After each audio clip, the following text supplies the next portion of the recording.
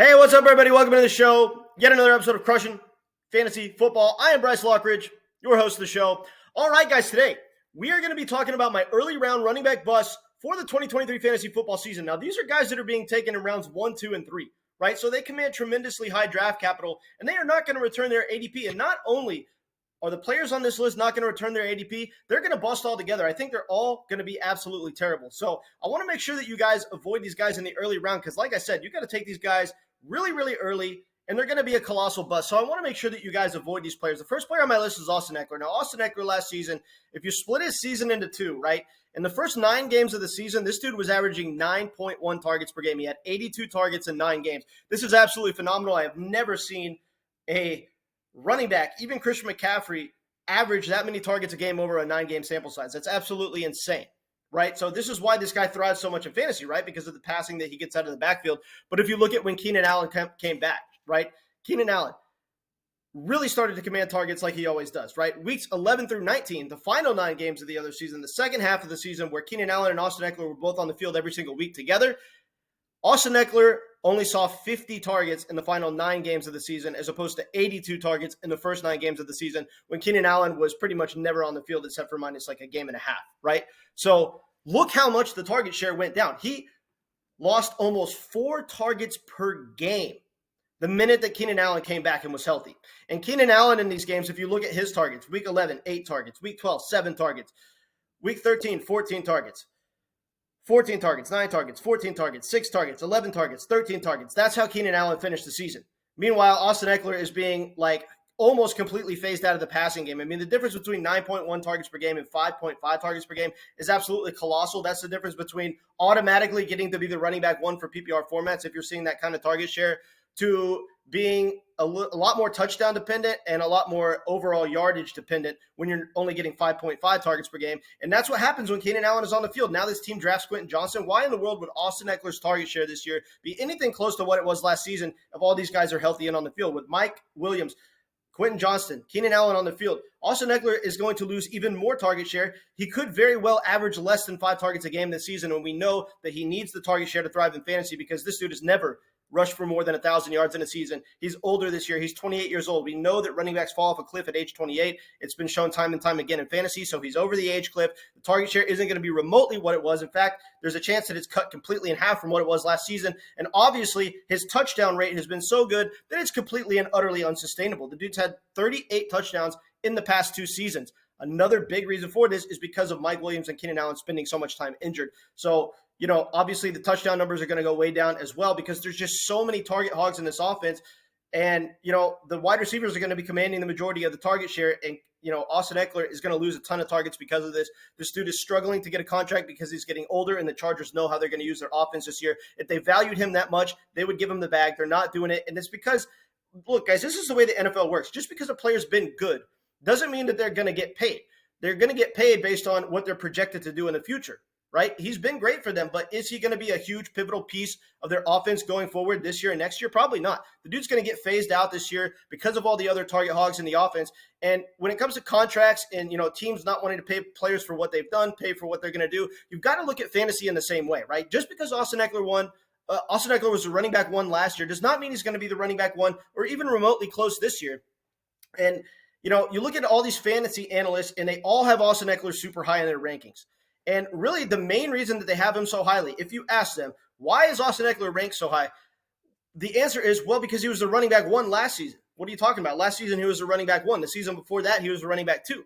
But that's really their only argument. I mean, if you look at the projected target totals for this season and the projected, realistic amount of touchdowns, realistic amount of rushing yards, none of the 3, rushing yards, touchdowns, or targets, should be even remotely what they were in the past. Right? So who cares what he's done, right? Who cares if he was a running back 1 last year? We're not drafting for last year. We're drafting for this year. And this year, all signs point to the fact that Austin Ekeler is going to be a colossal bust. So all these people that are taking him in the first round of underdog drafts, I just cringe when I see it. I've done over 110 underdog drafts so far, and I don't have 1 share of Austin Ekeler. That's how confident I am in the fact that this guy's going to bust.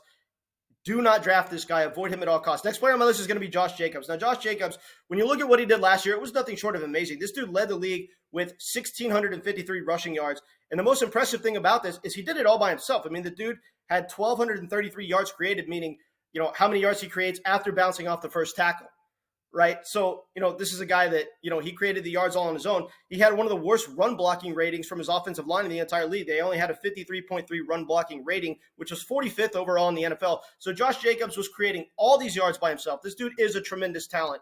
And, when it comes to a pure talent standpoint, this is one of the better running backs in the NFL.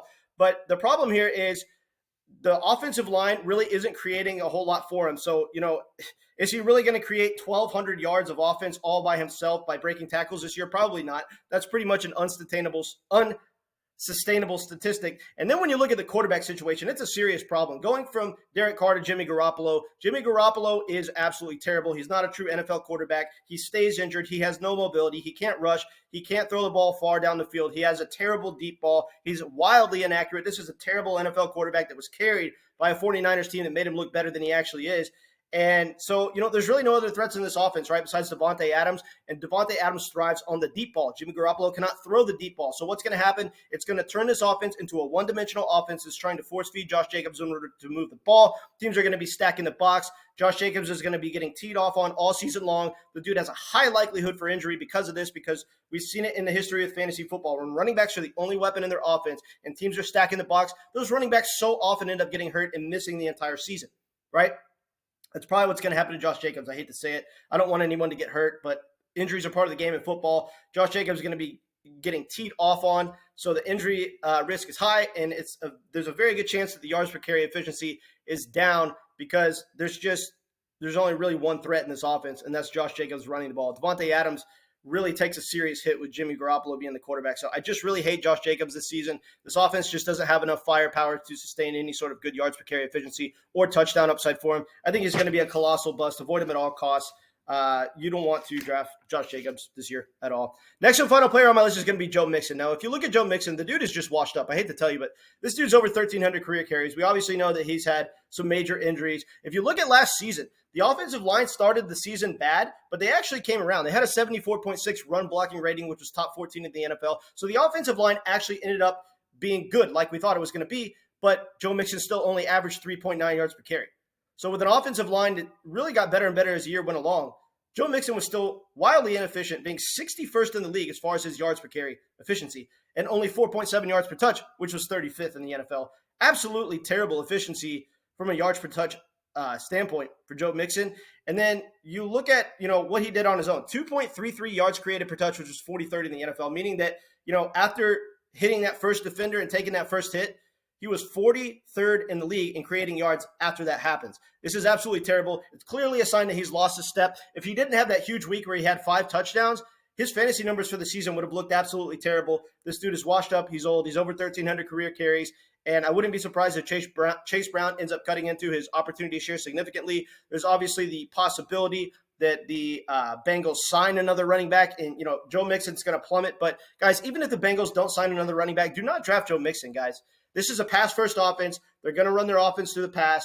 And even when Joe Mixon does get the ball, the yards per carry efficiency is probably not going to be any better because even though the offensive line blocked well for him last year, he just wasn't efficient whatsoever because he's clearly lost a step. He's going to be an even year older this year. He's over 1,300 career carries. This guy is a massive avoid in all fantasy football formats. I really just don't think you should draft Joe Mixon anywhere. Even if he slips to later than he normally would, let's say he slips around 4 or 5, even round 6, I wouldn't take him. I would not touch Joe Mixon at any point in the draft. This dude's going to be a colossal bust. All right, guys, appreciate you tuning in. Catch you later.